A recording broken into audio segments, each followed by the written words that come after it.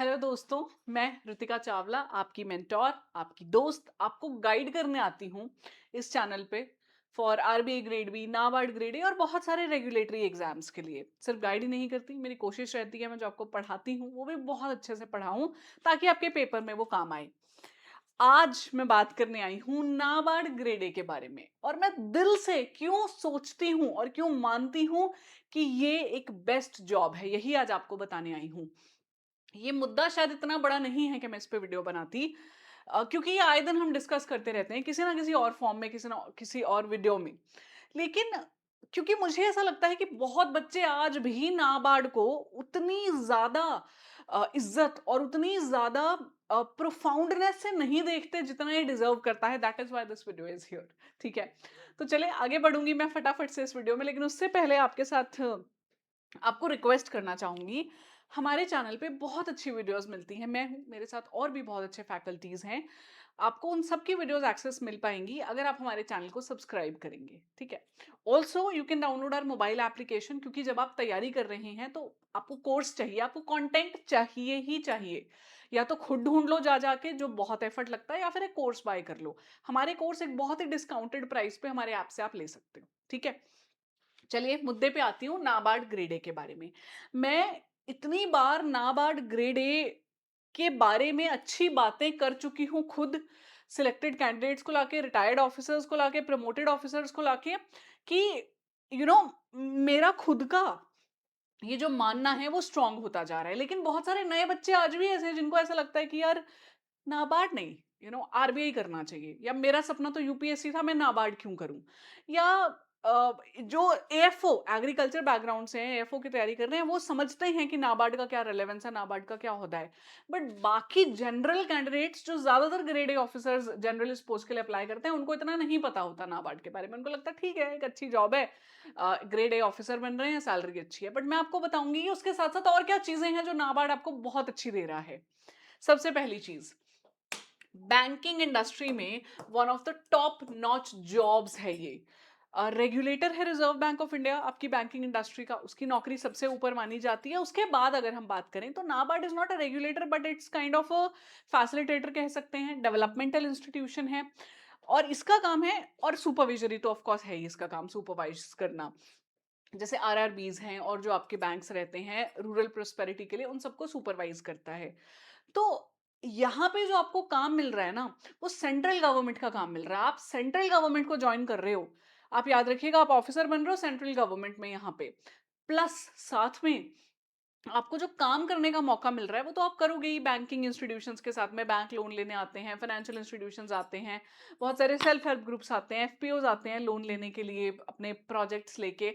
तो वो grade A officer का काम है, उसको पढ़ना, रिपोर्ट बनाना, अपने ऑफिसर्स जो सीनियर्स हैं उनको बताना कि क्या ये लायक है प्रोजेक्ट फाइनेंसिंग के या नहीं। तो ये काम है ग्रेड ए ऑफिसर का। तो यहाँ पे आप काम बैंकिंग इंडस्ट्री में कर रहे हो, लेकिन यार not dealing with the public. कोई बैंक अकाउंट खुलवाने नहीं आ रहा, कोई आपके ऊपर सेल्स का टारगेट नहीं है, कोई प्रेशर नहीं है, प्रॉफिटेबिलिटी का प्रेशर नहीं है, क्योंकि इतना प्रॉफिटेबल है नाबार्ड। एक थोड़ी सी अमाउंट लेके शुरू हुआ था 1982 में, आज करोड़ों अमाउंट तक ये पहुंच चुका है। तो कोई आपके ऊपर पब्लिक डीलिंग का प्रेशर नहीं है, you deal with the institutions itself. तो मैं ये कहती हूँ कि टॉप नॉच जॉब है, और जहां पे आपको डील भी नहीं करना लोगों के साथ में। और पैटर्न जो है इस पेपर का, वो बहुत ज्यादा अलाइन करता है आरबीआई ग्रेड बी के साथ में। मैं अदर रेगुलेटरी इसलिए लिख रही हूँ क्योंकि आरबीआई के साथ ही सभी का पैटर्न भी कुछ कुछ वैसा है। Phase one, phase two interview. अच्छा, इरडाई पेपर लेगा उसका भी यही पैटर्न रहेगा। कुछ कुछ चेंजेस हो सकते हैं, जैसे सेबी में सब्जेक्ट ज्यादा हो जाते हैं, डिस्क्रिप्टिव सिर्फ इंग्लिश का है। पर आरबीआई और नाबार्ड इन दोनों का पैटर्न बहुत हद तक सेम है। आप ये मान लीजिए कि मैं जो सब्जेक्ट पढ़ाती हूँ ईएसआई, वो दोनों में कॉमन है, दोनों में ही सेम सिलेबस दे रखा हुआ है। हाँ, ऑफ कोर्स डिफरेंस थोड़ा ये आ जाता है कि आरबीआई वाले थोड़े फाइनेंशियल मैटर्स पे ज्यादा ध्यान देते हैं, यहाँ पे सोशल मैटर्स ज्यादा इंपॉर्टेंट है।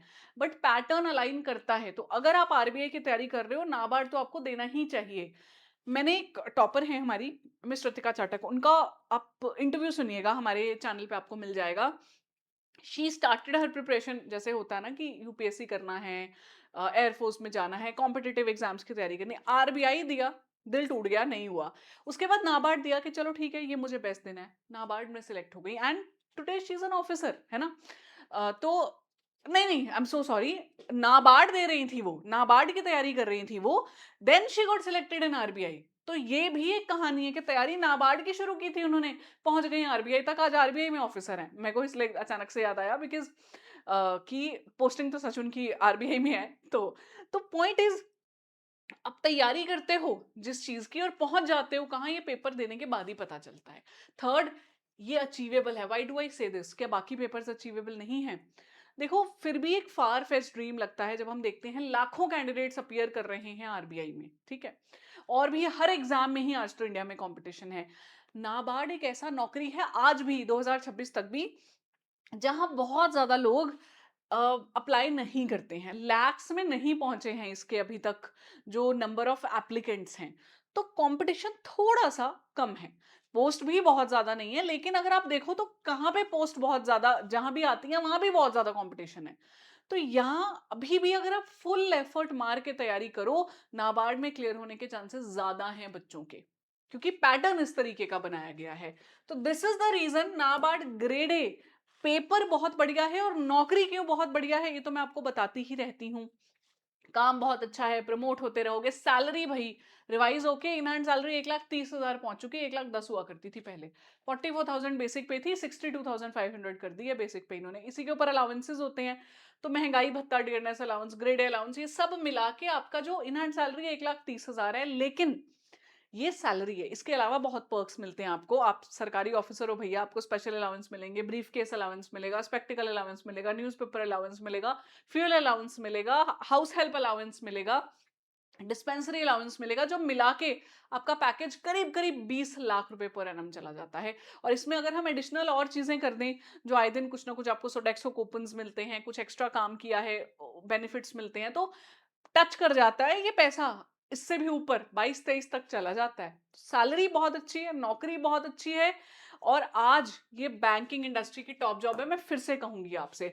तो बिना अपने मन में कोई भी डाउट लिए इसकी तैयारी शुरू कीजिए। मैं बता रही हूँ बहुत बढ़िया पेपर है, बहुत उम्दा पेपर है, ठीक है। और अगर आप ऑलरेडी आरबीआई की तैयारी कर रहे हैं तो हमारा बैंक महापैक प्लस लीजिए, ताकि आपको कंबाइंड तैयारी मिले आरबीआई नाबार्ड की। हमारा कॉम्बो पैक है, मेरा कूपन कोड Y754 यूज करना है। अगर आप कहते हैं कि नहीं मैम मुझे तो सिर्फ नाबार्ड करना है, तो उसका पैकेज अलग है, सिर्फ NABARD grade A 2026, coupon code same रहेगा Y754। ठीक है guys, thank you so much, all the best to you. मिलते हैं बहुत जल्दी। कोई डाउट हो, कुछ सवाल हो, कोई कंफ्यूजन हो, या कोई ऑब्जेक्शन हो, कमेंट करना, मैं रिप्लाई करूंगी। Thank you.